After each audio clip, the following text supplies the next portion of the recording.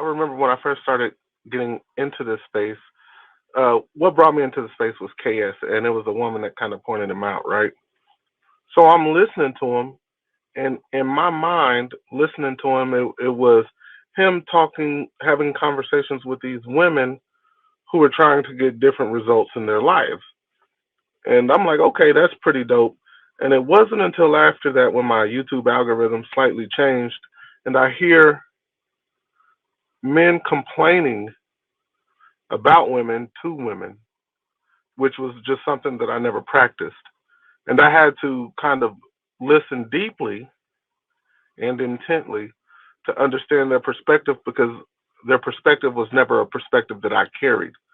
And then listening to, this conversation that we're having tonight, um, HD, you just kind of mentioned also, you were like, this was opposite of what I thought. So I've come to sort of a synopsis on it. What I've noticed is in the white space, it's the same when we're this space on the white side, it's the same 15 to 20 people talking the same talking points. In this space, it's about the same 15 to 20 people talking the same talking points.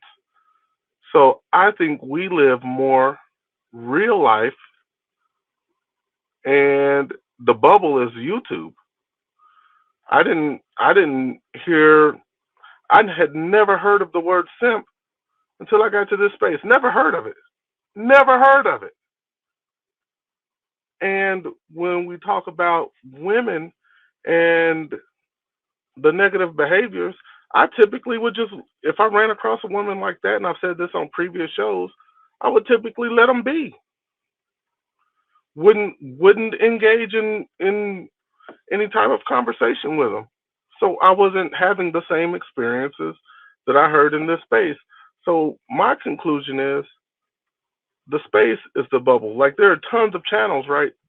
Like my algorithm pulls in probably seven black uh, uh, uh, YouTube channels and about three of the white YouTube channels, and it's literally the same audience and the same people.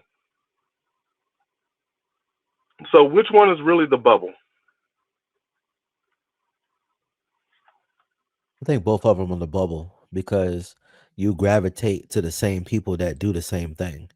So just like you do in your personal life, you gravitate to a certain set of people.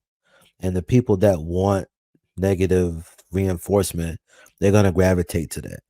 That's why I think that a lot of the people that gravitate to this show, there's sometimes they might migrate to the same shows that we watch on other platforms, but you start seeing that some of the people that watch the show can sometimes be a little bit more reasonable than people on other channels and other panels.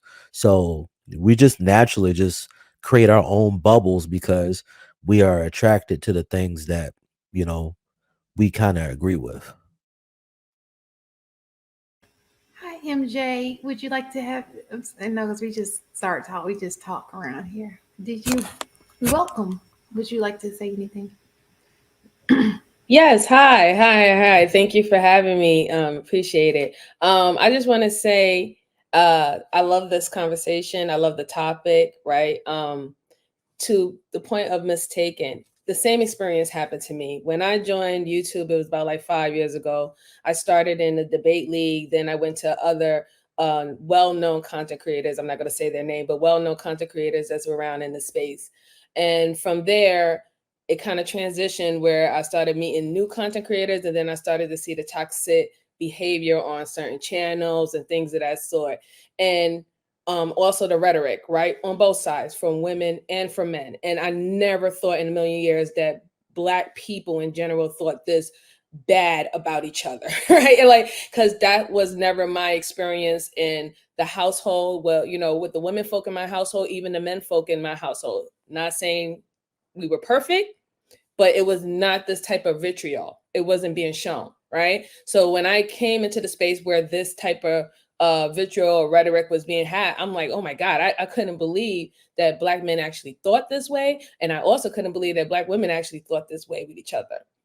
And then to add on to that, it's just like, yes, it is a part, some of it is a part about what spaces you travel into, right? Because you tend to take in what whatever channel you go to, you tend to take in what is being delivered to you.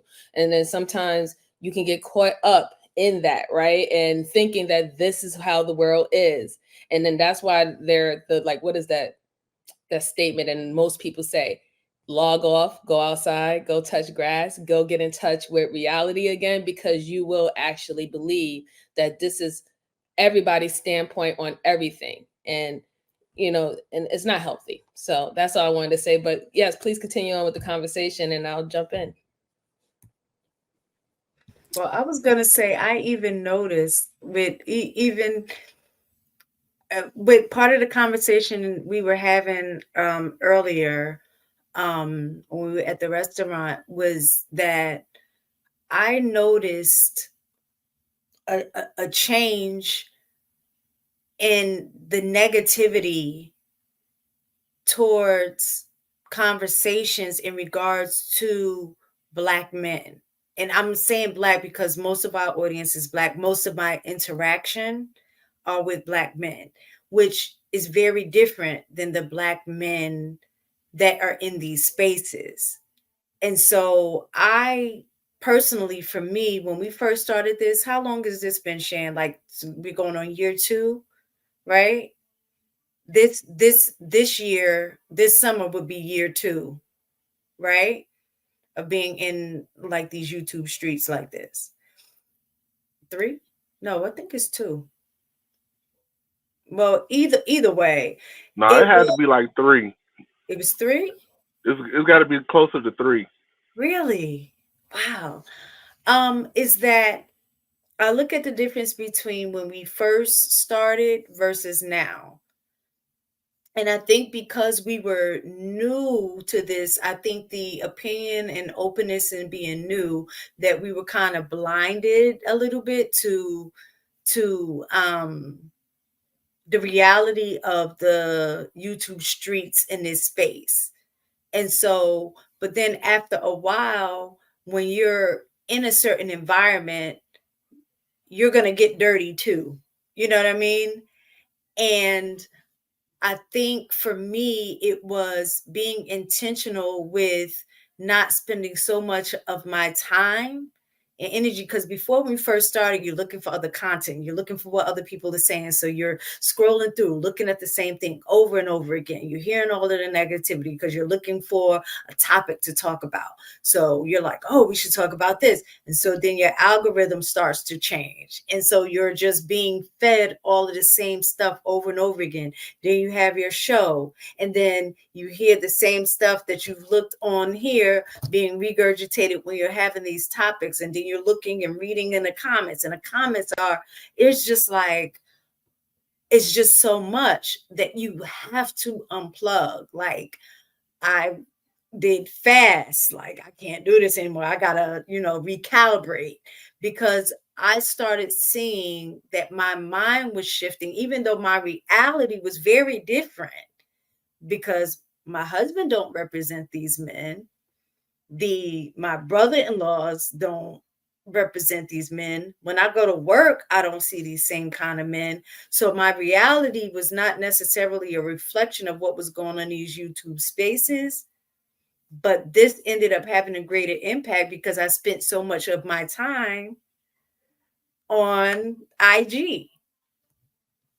And it's like, now I felt that my conversation or my thoughts about men, after hearing this side of the story or their perspective, started making me be like, yo, Black men got issues. Like, that's how I started feeling.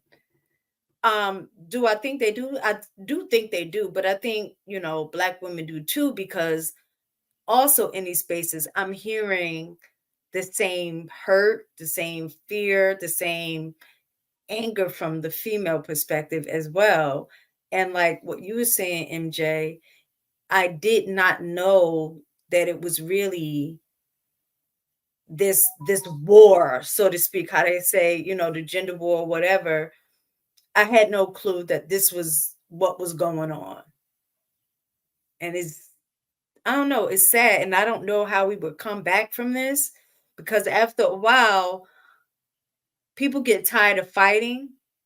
And it's not that they necessarily lean into each other after they finish fighting. A lot of times when you finish fighting, you be like, F you, I'm done.